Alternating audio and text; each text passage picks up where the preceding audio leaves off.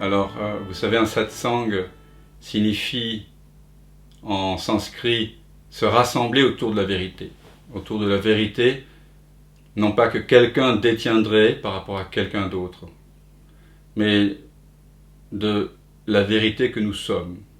Donc c'est un rassemblement autour de l'être. Et donc bienvenue en satsang à tous.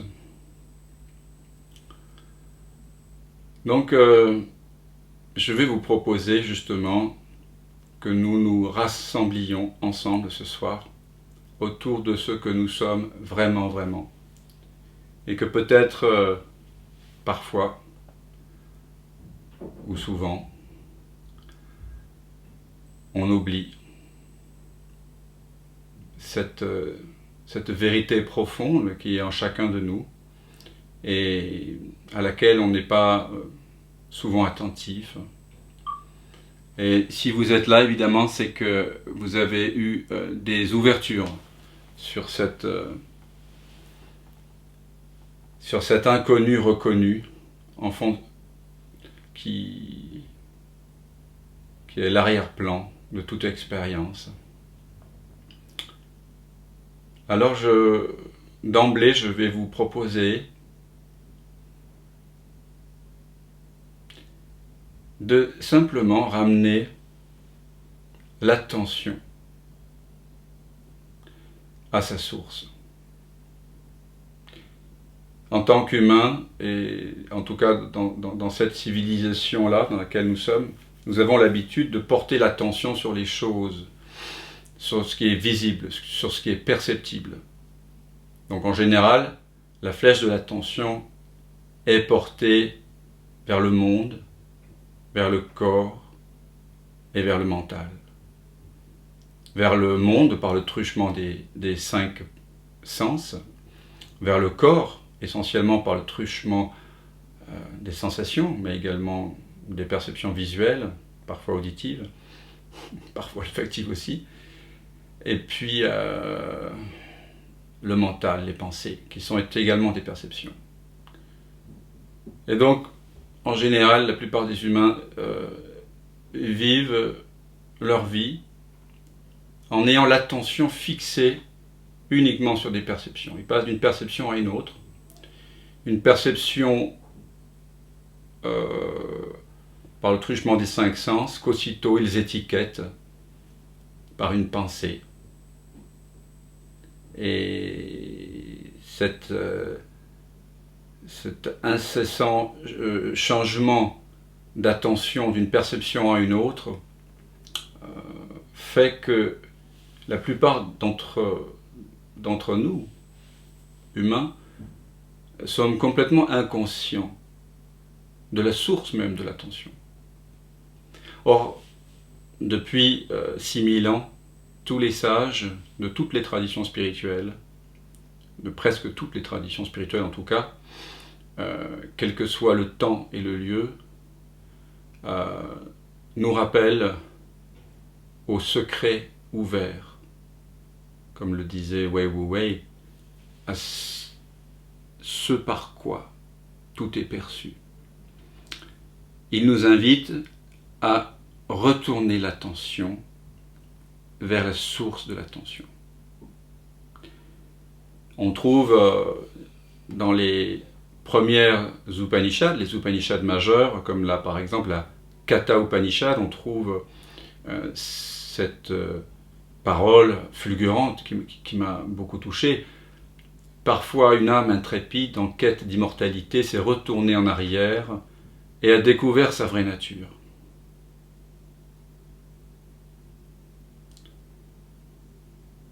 On trouve aussi dans la Kena Upanishad, Kena signifie ce par quoi, donc l'Upanishad, de ce par quoi. On trouve ces phrases, ce n'est pas ce que l'œil voit, c'est ce par quoi l'œil voit. Tel est le Brahman, c'est-à-dire l'absolu, l'un avec un grand U. Et non cela qu'on honore comme tel. Ce n'est pas ce que l'oreille entend, c'est ce par quoi l'oreille entend. Tel est le Brahman, et non cela qu'on honore comme tel. Ce n'est pas ce que la pensée pense, mais ce par quoi la pensée pense. Tel est le Brahman.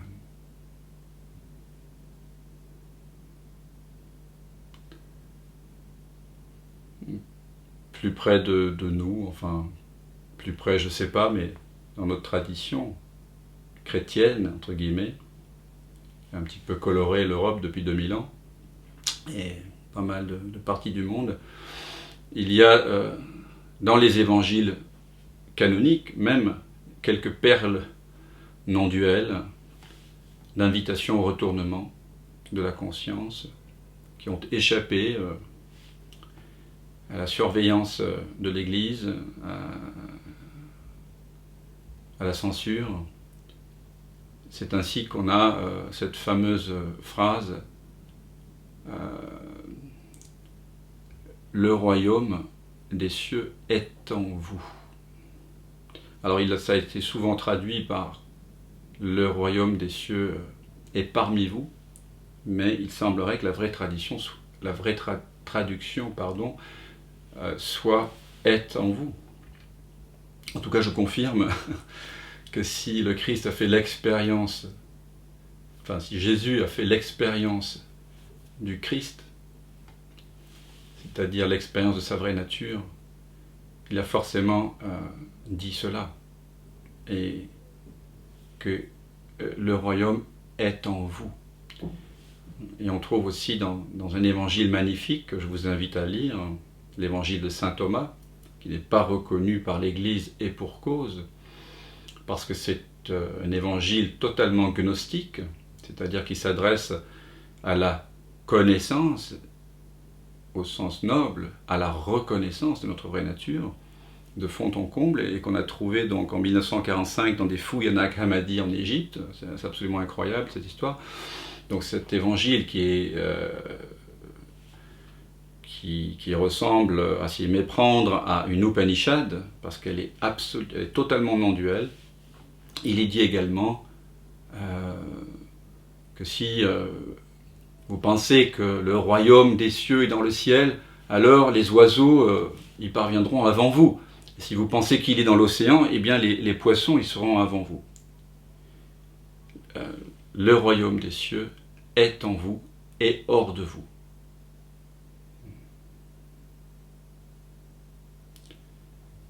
Donc il y a cette invitation constante de toute la tradition. On pourrait trouver ça aussi dans le soufisme, du côté de l'islam.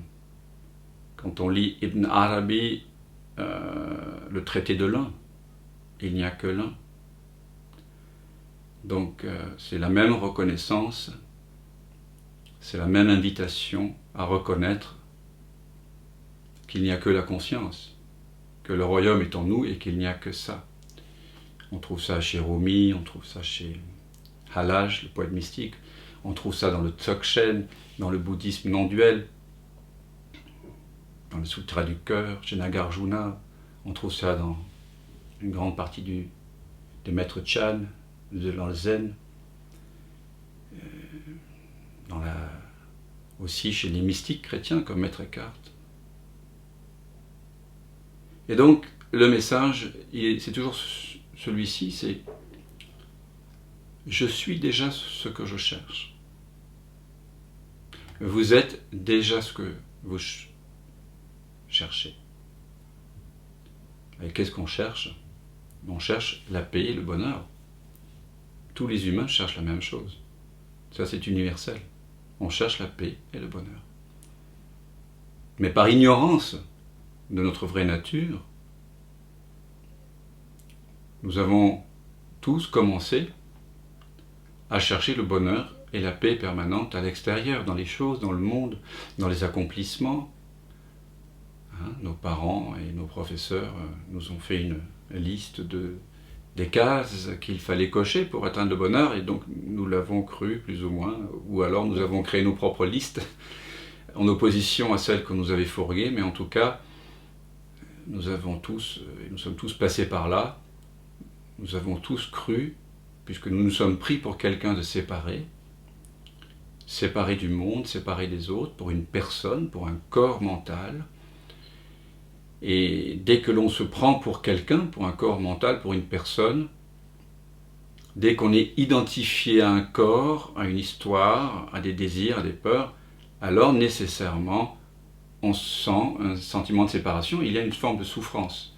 Que notre vie soit relativement heureuse, comme on dit, je mets les guillemets, ou sympathique, ou difficile, sur un plan relatif, ou même tragique.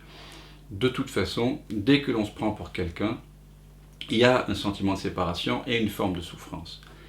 Car dès qu'on se prend pour quelqu'un, on pense que le bonheur et la paix peuvent être trouvés dans l'acquisition matérielle, dans la rencontre avec des gens, dans l'acquisition de savoir, etc., etc. Et donc on est tourné vers l'extérieur, on est pris dans le rêve, voilà. On est comme pris dans un, voilà, comme le rêveur, hein, dans son rêve nocturne, qui s'identifie et croit que le rêve est réel. Et les sages de tous les temps nous invitent à quoi? Je parle des sages authentiques, de la tradition authentique, qui pour moi est la tradition non duelle, hein, redécouvrir l'un. Ils nous disent tous une seule chose. Ramène ton attention à la source. Tourne-toi vers toi-même, vers l'intérieur. Chacun le formule à sa façon. Et moi, il y a une formulation qui m'a beaucoup touché, c'était celle de Nisargadatta Maharaj, qui est un homme assez extraordinaire, qui dans l'Inde contemporaine, au XXe siècle, il est mort en 81, a partagé dans sa petite pièce à Bombay la non-dualité. Car il a découvert sa vraie nature dans les années 30, je crois. Et après, il n'a cessé de le partager de plus en plus. Et j'ai découvert son livre d'entretien en 2009, ou 2008, je ne me souviens plus. Je suis, qui est traduit en français par je suis. En anglais, I am that. Je suis cela. Et ce livre a été un choc pour moi. Et à partir de là, j'ai réalisé que tout ce que j'avais vécu, et pourtant des expériences mystiques, d'unité, d'amour extraordinaires, sur lesquelles je ne m'étalerai pas ici, car ça n'a aucun intérêt, mais je m'étais enfermé dans le souvenir, comme on le fait souvent, de ces expériences extraordinaires, voilà, où des choses incroyables arrivent, et où j'avais vécu aussi pendant un an une sensation d'unité avec tout. Un peu hors tradition. Mais tout ça, c'est resté des souvenirs. Comme peut-être pour beaucoup d'entre vous, vous avez eu des aperçus sur l'arrière-plan. Vous avez eu un avant-goût de ce dont on parle ce soir. Vous avez vécu des états peut-être mystiques, ou d'unité, d'amour. Et en tout cas, moi j'étais resté un petit peu scotché sur la mémoire de cela, même si ces instants d'ouverture se reproduisaient lors de mes séances d'accompagnement, que je continue à faire. Mais lorsque je suis tombé sur le livre « Je suis », ça a été un choc. Parce que Nisargadatta Maharaj demande une seule chose, de ramener l'attention vers « je suis », vers le simple fait d'être. Et je me souviens l'avoir fait en voiture avec ma compagne de l'époque, en rentrant du Danemark, sur l'autoroute en Allemagne. Et tout de suite, j'ai été plongé dans une joie ineffable. Et j'ai pressenti qu'il y avait là un secret ouvert, hein, comme dirait Wei Wu Wei ou Tony Parsons, qui a écrit un beau livre avec ce titre. Un secret ouvert du côté de ce simple sentiment d'être. Et au fond, la non-dualité, Advaita en sanskrit, non deux, qui donc signifie profondément un, se vit lorsque vous ramenez l'attention à la source. Très simplement, très aisément. Et donc ce soir, j'ai envie de vous inviter à revenir tout simplement vers ce « je suis » dont parlait aussi, comme par hasard, n'est-ce pas, Jésus dans les évangiles. Il a cette phrase extraordinaire que je n'ai compris justement qu'après vraiment la réalisation. Avant qu'Abraham ne fût, c'est-à-dire avant l'histoire, avant le temps même, avant le début des temps, je suis. Parce que ce je suis, cette conscience consciente d'elle-même, elle ne s'expérimente et ne s'éprouve que dans l'instant présent. Et lorsque vous y goûtez, vous comprenez que le maintenant n'est pas un moment pris en sandwich entre le passé et l'avenir, mais qu'au contraire, le maintenant est le maintenant éternel, que moi j'appelle la temporelle présence, et qu'en fait, il n'y a jamais eu que ça. Je suis est le maintenant, et le maintenant, c'est ce que vous êtes. Mais cette réalité, évidemment, a été recouverte par des surimpositions, c'est-à-dire il y a eu identification de cette être-té, de cette présence, avec un certain nombre de couches. Je suis Dan, je suis un homme, je suis un chanteur d'opéra, je suis un fils, un frère, un amant, un copain, je suis ceci, cela, je suis malade, je suis en bonne santé, voilà, je suis ceci, cela. Donc tous les ceci, cela sont venus recouvrir très tôt, pour moi comme pour vous tous, j'imagine, cet être-té. Et n'oubliez pas, là, puisque j'imagine que vous prenez aussi pour certains d'entre vous, du moins, un chercheur spirituel. Je suis un chercheur spirituel.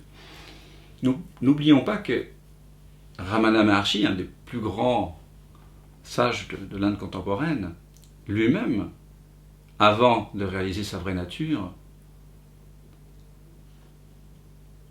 vivait cette identification. Alors, plus ou moins intensément, mais bien sûr qu'il vivait la même chose. Avant que Jésus ne reconnaisse en lui le Christ, il vivait également l'identification. Il avait oublié le « je suis ». Gautama, Siddhartha Gautama, je crois, hein, c'est le nom, me semble, de celui qu'on appelle le Bouddha historique. Donc le Bouddha historique, lui aussi, s'était identifié au nom et à la forme, avant de réaliser la vacuité, sunyata, je crois, que disent les bouddhistes. Mais voyez-vous, tous ces êtres que je viens d'énumérer, ce sont des héros de la spiritualité, ce sont des légendes vivantes, des mythes. Et ce que j'ai envie de partager avec vous, et ce que je partage depuis 8 ans maintenant, c'est que les histoires à propos de l'éveil, aussi belles, aussi poétiques soient-elles, sont le principal obstacle à l'éveil, car alors on s'identifie justement, enfin on identifie l'éveil aux accomplissements héroïques de tel ou tel dit éveillé. Alors que l'éveil à sa vraie nature, c'est d'une simplicité incroyable. Et l'éveil n'est pas quelque chose qui est dévolu à une caste d'hommes ou d'humains particuliers. On n'a pas besoin de passer sa vie par le chat de l'aiguille de la vie de tel ou tel héros. L'éveil, c'est simplement ramener l'attention à sa source. C'est revenir à ce « je suis » qui, comme le dit Jésus, avant qu'Abraham ne fût « je suis », n'est jamais perdu. Le sentiment d'être, c'est la chose la plus simple au monde. Donc je vais vous proposer simplement que nous ramenions l'attention à sa source et que nous prenions conscience qu'en ce moment, je suis en train d'être. Est-ce que dans l'instant, vous faites l'expérience de ne pas être? Non. Ce n'est pas possible. Et même si certains esprits finaux me disent je ne peux pas en être certain, eh bien même de ça vous en êtes conscient.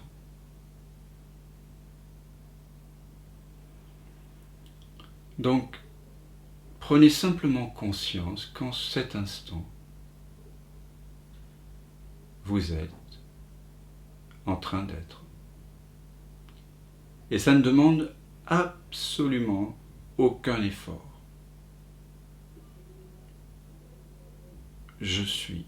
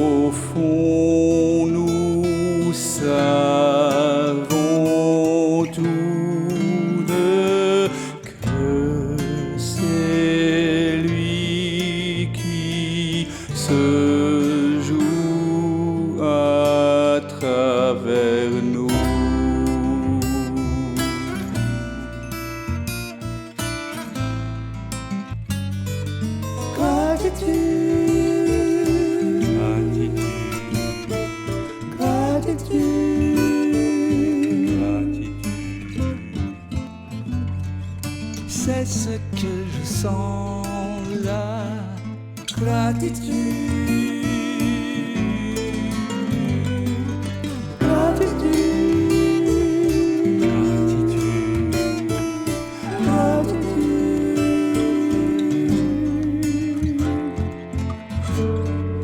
Pour tout ce qui est là.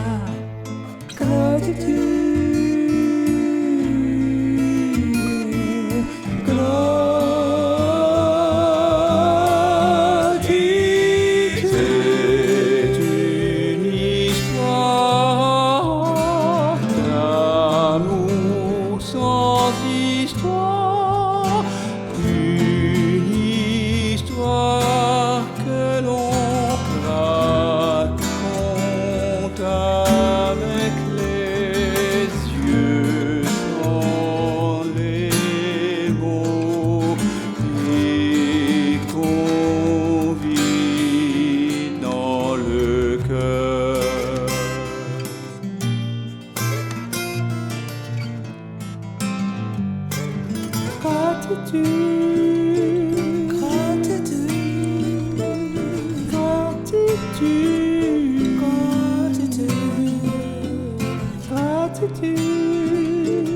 gratitude,